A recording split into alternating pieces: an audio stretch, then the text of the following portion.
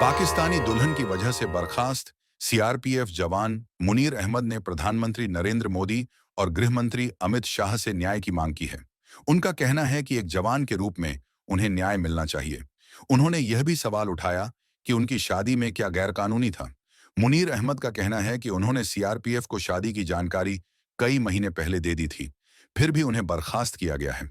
यह उनके साथ सरासर अन्याय हुआ है।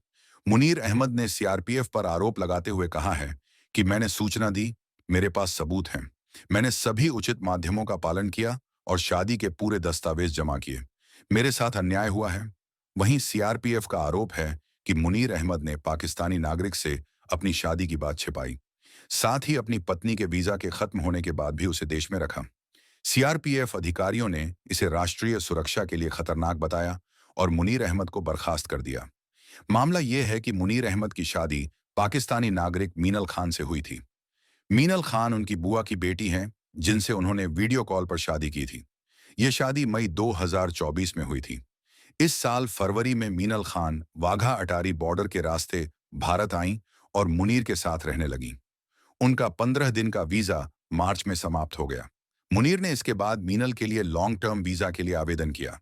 मुनीर ने यह भी बताया कि मीनल के भारत आने के बाद वे छुट्टी पर थे। उन्होंने 23 मार्च को ड्यूटी फिर से शुरू की और अधिकारियों को सब कुछ बताया। उन्होंने मीनल के वीजा की कॉपी दी और लॉन्ग टर्म वीजा आवेदन की जानकारी भी दी। मुनीर ने बताया कि उन्होंने अक्टूबर 2024 में सीआरपीएफ अधिकारियों को इस शादी की जानकारी दी थी। इस पर उनका कहना कि उनके पास इस बात के सबूत भी हैं कि उन्होंने सीआरपीएफ को इसकी जानकारी दी थी। फिर भी मामले के मीडिया में उछलते ही उन्हें अचानक भोपाल भेज दिया गया।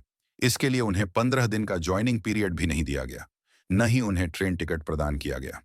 भोपाल में 41वीं बटालियन में शामिल होने के बाद एक इंटरव्यू हुआ, जिसमें मुनीर ने अपनी शादी के बारे में सब कुछ बताया। उन्होंने डायरेक्टर जनरल को भी अपने स्थानांतरण के बारे में लिखा, जिसका आवेदन अभी प्रक्रिया में है। 22 अप्रैल को पहलगाम में हुए आतंकी हमले के बाद भारत सरकार ने पाकिस्तान के नागरिकों को वापस भेजने का फैसला लिया था। मुनीर अहमद की पत्नी मीनल खान को भी पाकिस्तान भेजा जा रहा था। फिर जम्मू और कश्मीर हाई कोर्ट के हस्तक्षेप के बाद उनका पाकिस्तान जाना कैंसिल हो गया था। इस बात के सामने आने के बाद मुनीर अहमद का तबादला भोपाल कर दिया गया था। फिर उनकी सेवा समाप्त कर दी गई। मुनीर ने अपनी बर्खास्तगी पर हैरानी जताई। उन्होंने कहा कि वे काफी पहले से विभाग को अपनी होने वाली शादी के बारे में बता रहे थे। शादी के बाद उन्होंने नियमतः भी सूचना दी थी। मुनीर ने कहा कि उन्होंने 2024 में शादी की और विभाग को हर कदम पर सूचित किया। दूसरी ओर सीआरपीएफ अधिकारियों का कहना है कि मुनीर अहमद को उनकी गलतियों के कारण बर्खास्त किया गया। सीआरपीएफ के प्रवक्ता deputy inspector general M Dinakar ने कहा कि मुनीर अहमद को तत्काल प्रभाव से सेवा से हटा दिया गया है। उन्होंने इसका कारण मुनीर अहमद का अपनी शादी को छुपाना और पाकिस्तानी दुल्हन मीनल खान को उनके वीजा के खत्म होने पर भी भारत में रखने को बताया।